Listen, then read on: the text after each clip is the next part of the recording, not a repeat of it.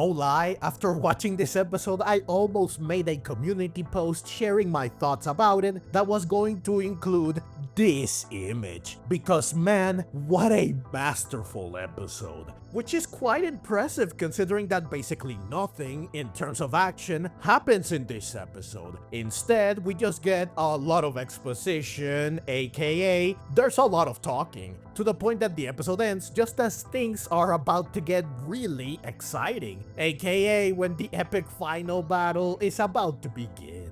Normally, an episode like this has the potential to be, or feel, slow and uneventful, or just straight up boring in the most extreme cases. But this episode manages to be the exception to this rule. Why? Well, because the dialogue was rich with tension, emotion, and depth, not to mention that it was extremely interesting given how many surprising things were revealed, and supremely emotional and powerful given just how fascinating and meaningful the dynamic between the characters involved is. As good as the writing is, it's the characters who ultimately elevate this episode into something special. They are the ones who allow this episode to be as good as it is. Lucius and Gibeon, who we have only seen in flashbacks and or in isolation, barely interacting with others, finally takes center stage. Not only that, but they also finally come face to face in the present. It's the meeting of two greats, of a legendary hero and a legendary villain. Both legendary adventurers who were once sworn friends on the same side and are now bitter enemies on opposite sides. Knowing all the history between them, all the tension between them, it's impossible not to get chills when Lucius finally appears and gets to confront his former best friend. Everything, all the tantalizing build-up, engrossing storytelling, and marvelous writing led up to this point. This alone is enough to justify why this moment is so thrilling, so engaging, so powerful, so gripping, and so impactful. But it would have fallen flat on its face if the dialogue wasn't up to par, but thankfully it is. Initially, they bicker over Laquium and its effects like they did 100 years ago.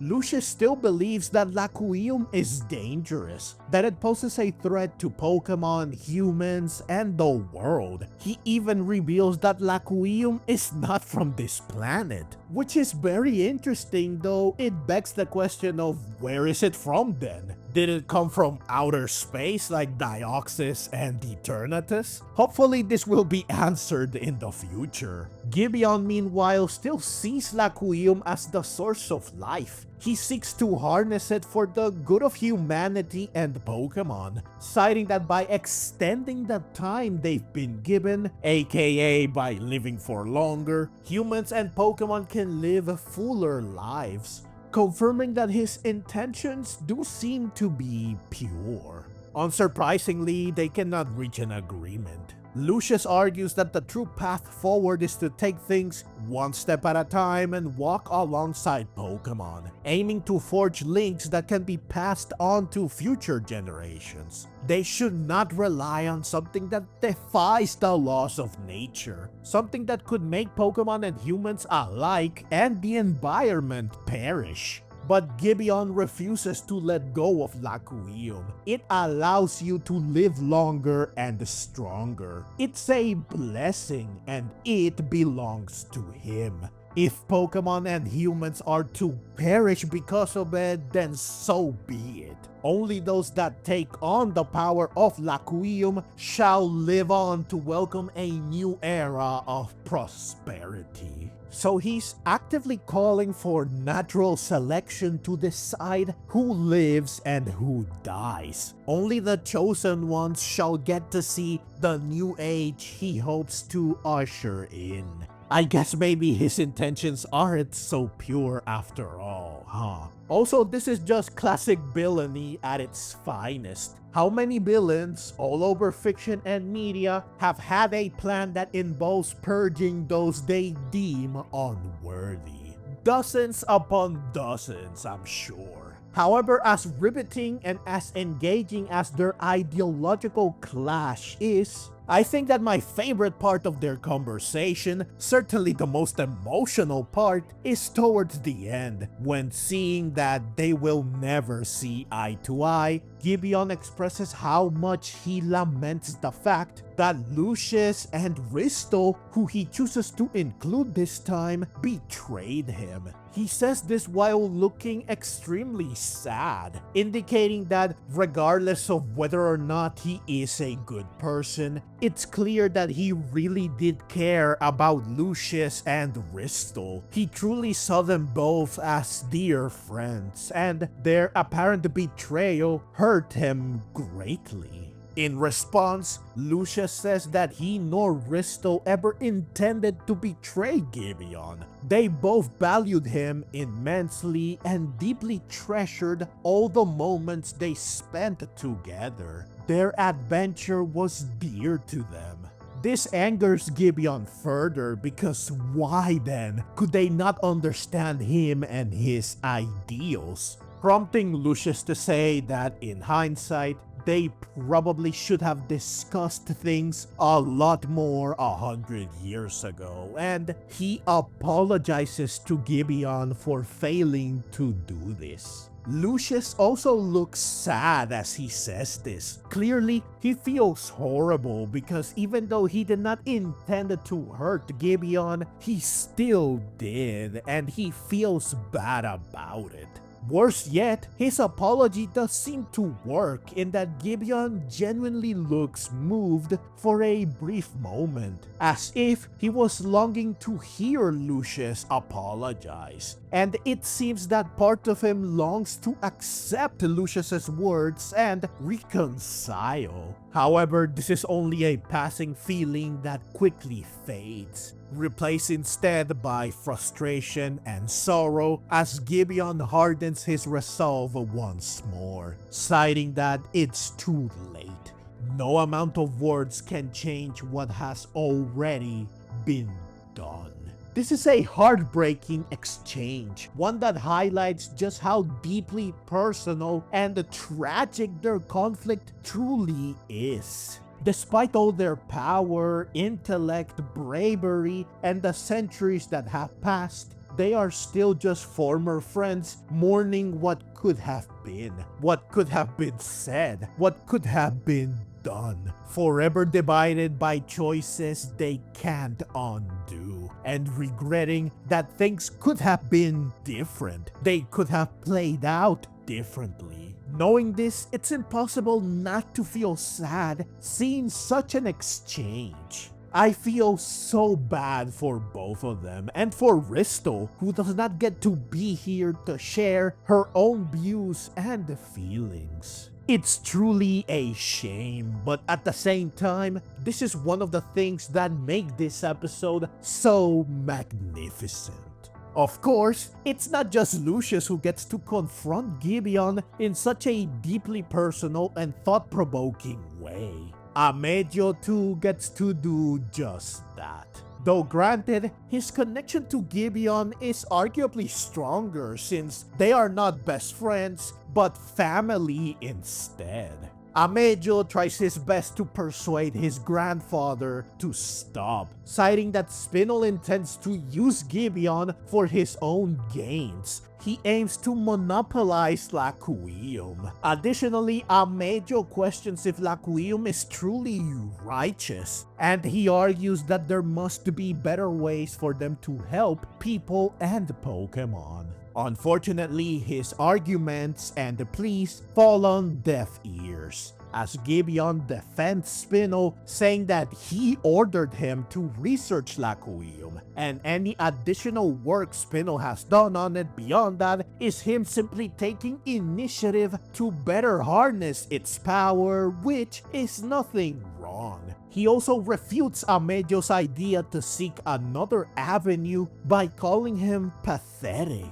Ouch. Even if he fails to convince his grandfather, you cannot help but want to commend his bravery for choosing to stand against him, which is no easy feat. After all, they are again family. Clearly opposing someone in your own family is something anyone would struggle to do. And Gibeon is not just his grandfather, but also a figure of authority, since he is the leader of the organization Adio was part of. And yet, despite how tall of an order it was, he still had the resolve to do it, which is nothing short of admirable, especially when he does it again more clearly, since he's straight up saying that he is willing to physically stop Gibeon by force if necessary near the end of the episode, and he does so in front of everyone, friend and foe alike, unafraid of what those around might say.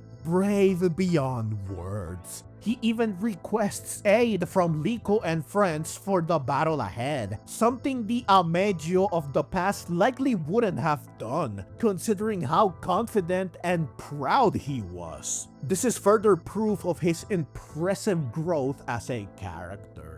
Seeing his resolve, Liko and friends choose to stand beside him, and they ready themselves for the climactic final battle by terastalizing their partners, with Adio following suit. This is where the episode ends, but not where the review ends, since we still have to discuss by far the biggest twist in this episode.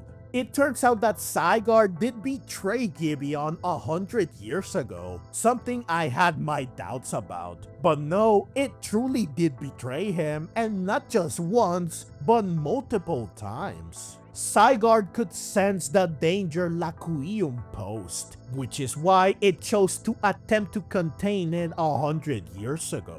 When it saw that Gibeon was not going to let go of Laquium, Zygarde knew it had to do more to stop its partner from doing irreparable damage to the world. Using its cells, it kept a close eye on the ecosystems of Pokémon, aiming to gauge if Laquium had affected them. This allowed it to deem Laquium a threat, prompting it to get in contact with Lucius, who got access to 24/7 live television. Certainly a blessing for someone trapped for 100 years. This granted him the ability to stay up to date with everything that was taking place in the outside world, which is how he knew about Liko and the Rising Bolt Tacklers, who he welcomes to Lagua by name, much to their surprise. This is another thing worth highlighting. After all, it's not every day you get to meet your legendary great-great-grandfather and the legendary hero and adventurer you have admired your whole life.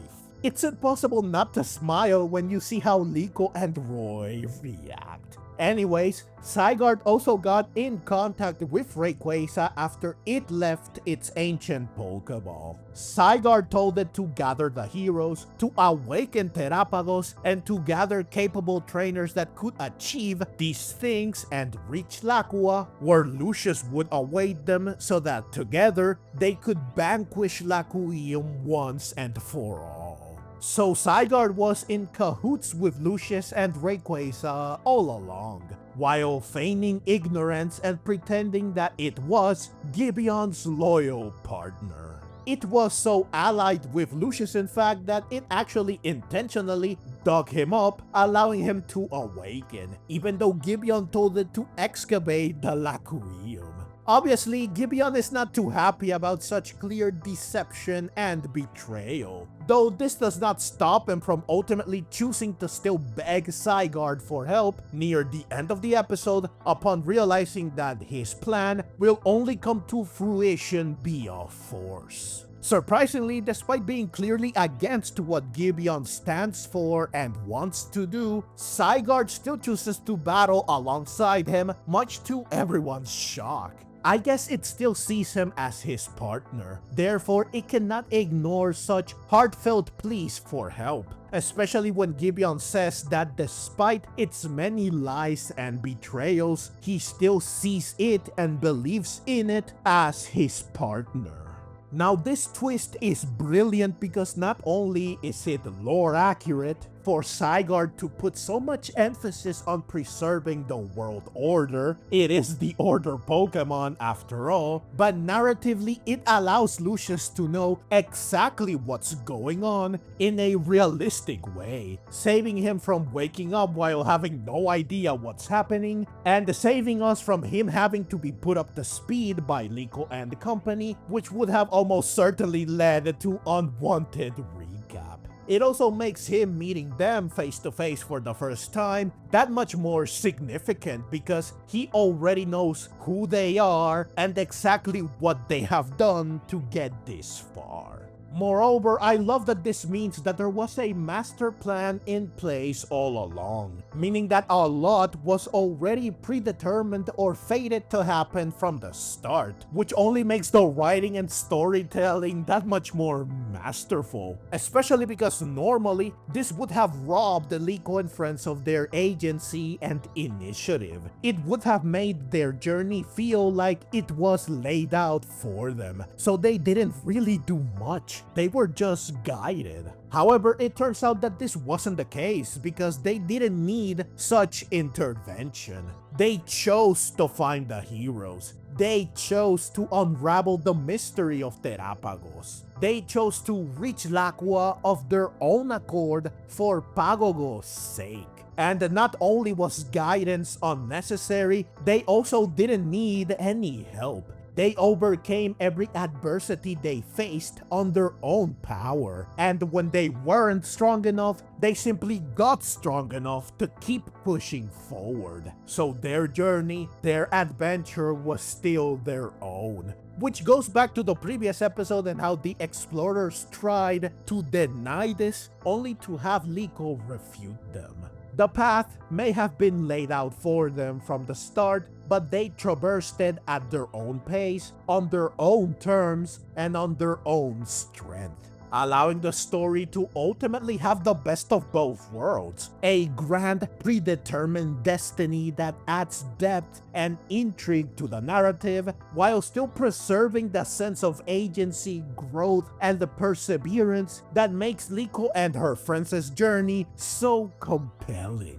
This delicate balance ensures that their story never feels like a mere foregone conclusion, but rather a testament to their resilience, curiosity, and determination. This fusion of fate and free will enriches the storytelling, making their accomplishments feel truly meaningful while still tying everything together in a beautifully orchestrated way. It's a testament to the masterful writing and direction of this series. Moreover, Rayquaza recognized their worth long ago, which is why it did not intervene much in their journey. The times it did, it likely wanted to test them or just to give them a nudge forward if they were stuck. Simply wonderful.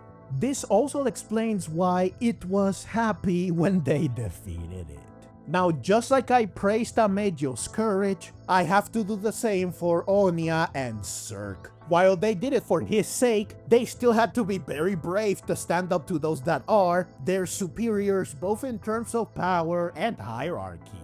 Moreover, I have to mention that while it was already clear that I was right about Gibeon needing Laquium to maintain his body, especially after seeing him on a wheelchair in the previous episode, seeing him be unable to walk or even stand without it proves this without a shadow of a doubt. Moreover, seeing him insert a shard of Laquium into his suit, which allows him to stand, proves that I was also right when I said that he has some sort of apparatus, given the tube that goes into the back of his head, that allows him to leave the comfort of the room he was always in prior to this episode by somehow sustaining him. Finally, there are a few other things that I want to highlight. First, according to Lucius, even without Laquium, Laqua can continue to exist and be bountiful because a flourishing cycle of energy has already been established. Therefore, the Pokemon here can keep living happily. Getting rid of Laquium won't ruin their lives. However, this also means that even without Laquium, Laqua is still a special place, meaning that it might still hold some value, which might be relevant in the future. Second, Kappa and Charizard both go berserk due to the Laquium, which makes them fight each other. This is just brutal and painful to see. Third, it is revealed that Spinel's Magneton evolved off-screen, which is cool, I guess. And lastly, Spinel proudly declares not only that he fully believes that Laquium will lead to the further evolution of both human and Pokemon, but also that he is aware of the dangers of Laquium. However, he believes that with enough research and studying and by being mindful of any potential risks, they can make use of it safely. This is probably just him being delusional, believing that he can control and do anything with careful and smart planning and execution. Yeah, sounds like him alright. Also, Zygarde having cells all over the world explains why Hamber has one with him. Makes you wonder if Zygarde is using him as part of its plan to monitor everything related to Laquium, or if it perhaps wanted to see if he could be another ally in the quest to stop Gibeon, which he of course ended up being. Furthermore, I must say that seeing Pagogo and the heroes reunite with Lucius, and how happy this makes them, is simply heartwarming. So yeah, overall, this episode was simply a masterpiece. It stands as one of the finest episodes of Pokémon Horizons, proving that an episode doesn't need action to be gripping. The sheer weight of its dialogue, the depth of its character interactions, and the emotional complexity of its conflicts make it a true marvel of an episode. The ideological clash between Lucius and Gibeon, the tragic history that binds them, and the personal stakes for Adio all come together in a way that feels rich and rewarding, as well as heartbreaking. Even with all the build-up, the biggest twist of all, Zygarde's betrayal, adds another layer of intrigue, making the upcoming battle even more exciting. This episode sets the stage for an unforgettable climax, leaving us with a mix of anticipation, sorrow, and admiration for the magnificent storytelling and characters at play. If this is any indication of what's to come, we're in for something truly spectacular. If you enjoyed this video and want to see more like it, feel free to click the links on screen. And if you'd like to support the channel and help me keep making content like this, you can find ways to do so in the description below. Your support truly means the world to me. Thank you so much for watching, and let's meet again in the next video.